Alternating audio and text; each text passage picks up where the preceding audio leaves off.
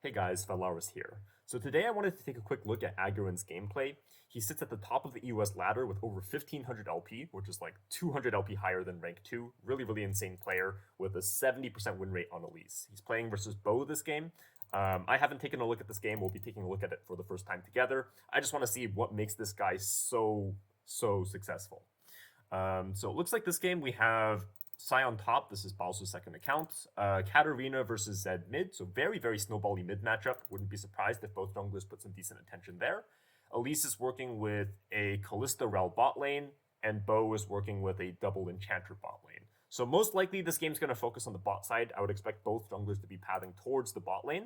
Sion made to be weak-sided. Agurin has great gank setup on the bot lane with the Rel, and Kalista is generally a champion that you want to snowball, so she can run around the map and help take objectives, end the game quickly off of Rift Heralds and Dragons. Now on Bo's side, he's going to want to counter this.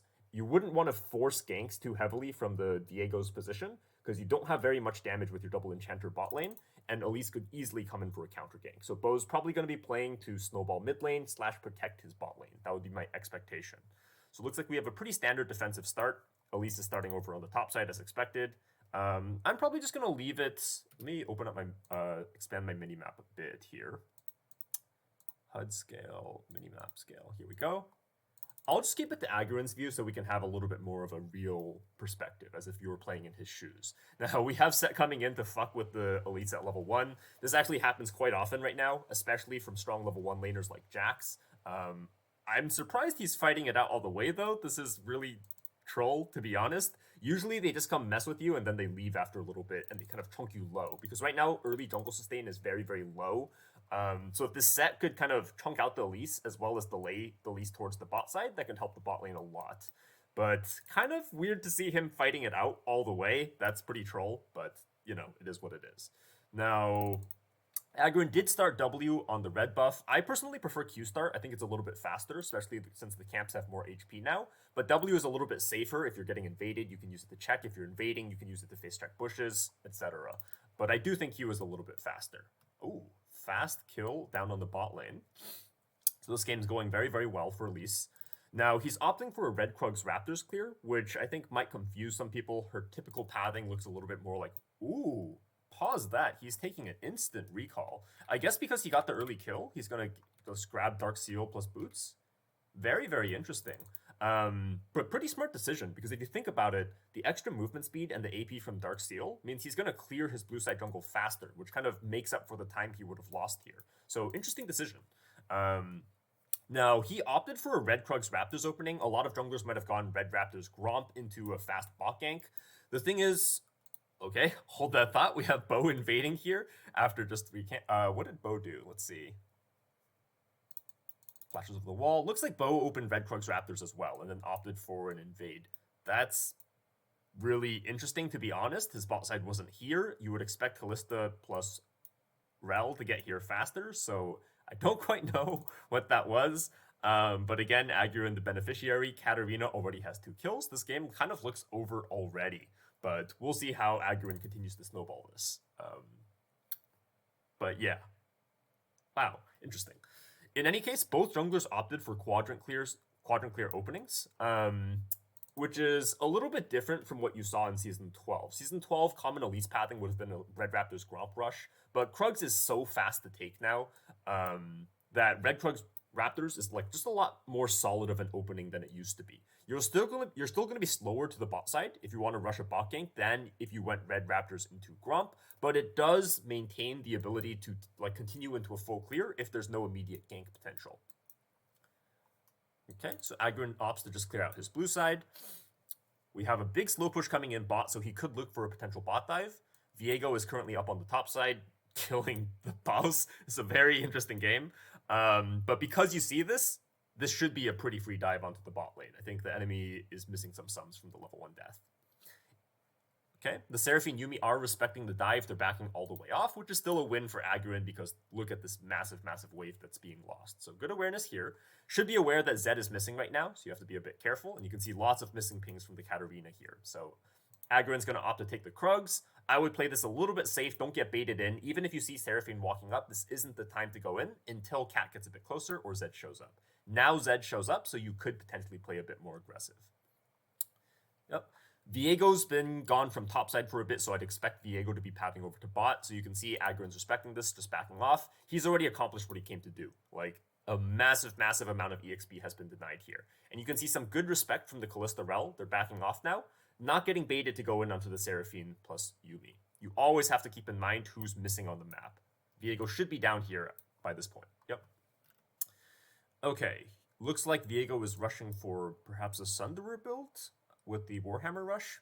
Agurin's going to be clearing top to bot again and just continue playing on his bot side. But really wouldn't be surprised if after Raptors he does a quick break, like gank break off onto mid if something is available. Okay, Cat taking the recall. This is pretty good timing because with Agurin pathing into bot, there's a very, very high chance he's going to be playing for this dragon here.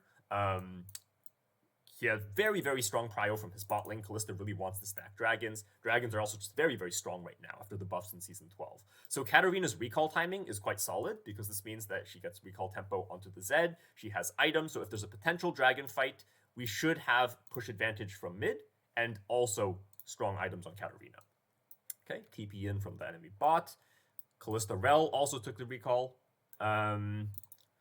They're going to be a little bit behind here, but Agurin's going to opt to start this dragon. He could have also opted to take this Gromp first and give his bot lane a little bit of time to come in, but I think it should be okay. We'll see if this works out. But you can see that he doesn't have help like immediately from his bot lane.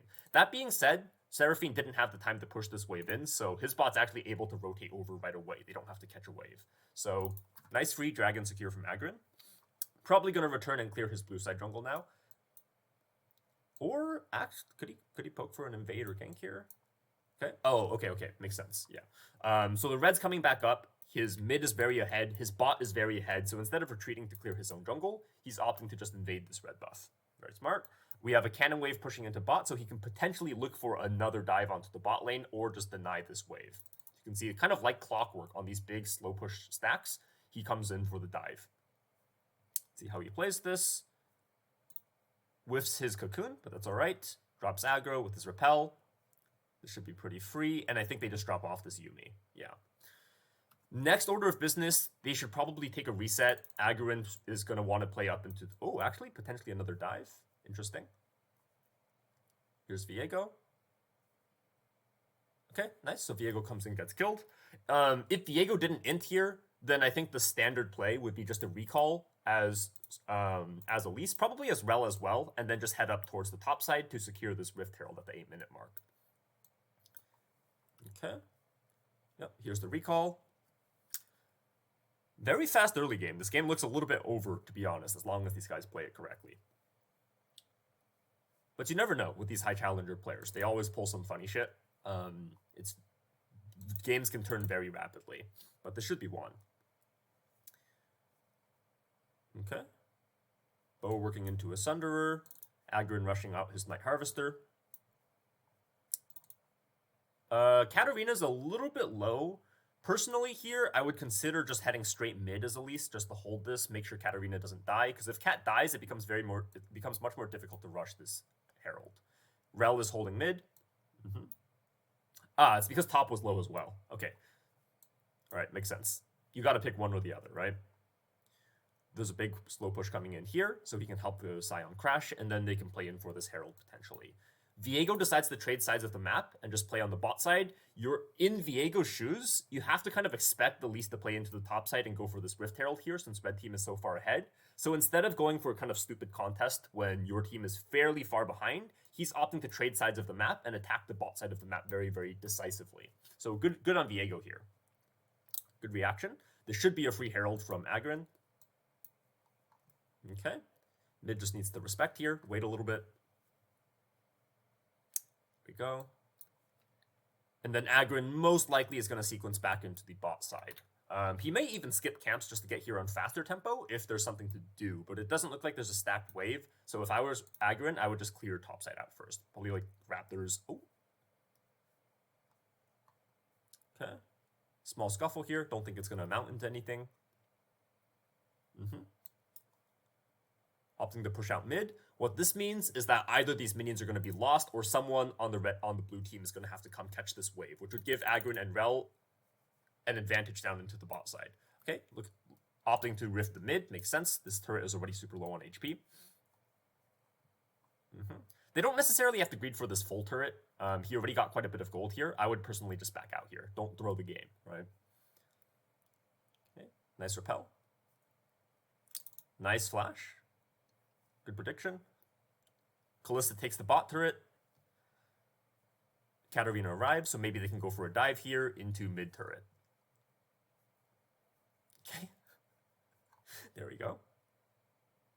So the next step of the game should be played on the top side. You kind of just, you take the map kind of like a reverse onion where you just peel off layer by layer. The next easiest objective up here would be the top lane tier 1. So most likely what Agurin's going to do is just clear out his bot side. Actually, Dragon's coming up. So maybe clear out bot side, aim for the Dragon, and then rotate up to take this turret.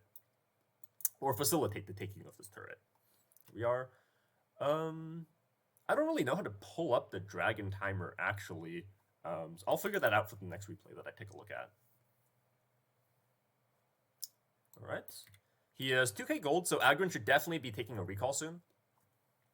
Doesn't want to fight with a lot of gold here. He's opting to greed it out a little bit, so probably what's going to happen here is going to clear the Raptors, take instant recall, and then head into the Dragon, because you don't want to be late for that.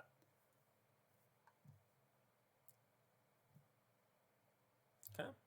Yep, very nice. And gonna pick up his Night Harvester here. Sunder done on Cat, Sunder completed on Viego, and the full Medjai's purchase makes sense. He's snowballing very, very hard. Now, real quick, I want to talk about his pet. He opts to take the green pet. I think Agurin takes green pet almost every game on Elise.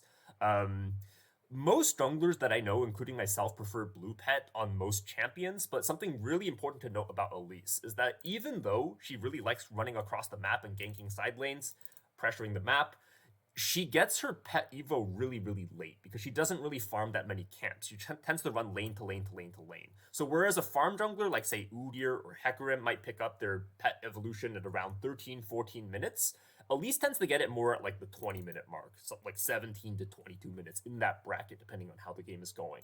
And when you're picking up your pet evolution that late, blue pet is really, really reduced in terms of actual value because the game has kind of moved out of the laning phase and into the point where there's lots of dragon fights, baron standoffs, maybe a fight in enemy base, fight in your base. Blue pet is really, really nice when you can get it early in the game, when the laning phase is still kind of active and you have a lot of time where you can just keep cross-mapping.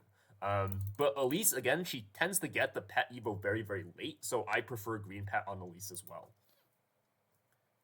Okay, secure the dragon. And again, you're likely going to see a shift over to the top side of the map, and they're just going to play for this nice and easy top lane turret. Okay. Oh, what's going on here? Going for a quick invade. Sion's catching the top wave. And Cat is on recall. So they do need to be a little bit careful here. They're going for a fast dive onto the set. But you have to be mindful. If you go for a play up here, it's okay, but it has to be a fast play. You can't go for an extended dive and chase because you don't have numbers. You're in enemy territory. This is a very easy way to throw the game. So this is fine. But always remember when you're making plays like this, when you're being aggressive, take stock of where people are on the map. You can only go for kind of like a fast cheat play if you don't have the numbers. Okay, they're securing vision advantage in the topside jungle, making it easy for Sion to take this turret. Looks good. Nice and methodical.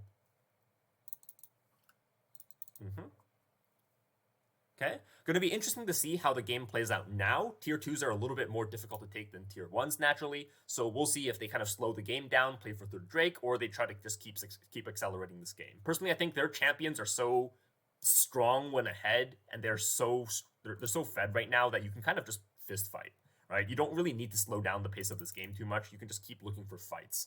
But if your comp is a little bit more scaling oriented, at this point is when sometimes it's safer just to slow the pacing of the game down and just play for soul point. Okay, yeah, this looks pretty finished though. Probably blue team is going to FF soon. I'll just speed this up real quick, see if anything else interesting happens. Yeah, this game is done. Like what Agurin is doing here, it doesn't really serve any purpose in the context of the game. If his team's all over here, then he should theoretically be here supporting them. But this game is over, right? He's just greeting some farm real quick. Get a quick spike. And yeah, there's the FF. All right. So Probably next game I review, I'm going to look for a longer one. This one was very, very one-sided, but that tends to be the case when you see champions like Elise. They tend to win fast or kind of lose fast. So, yeah, pretty interesting game to watch. I'll see you guys next time. Thanks for watching. A quick reminder that I do coach over at nice.gg if you want to check that out. The link is in the video description below. As always, a big thank you to my patrons for helping to make this channel possible.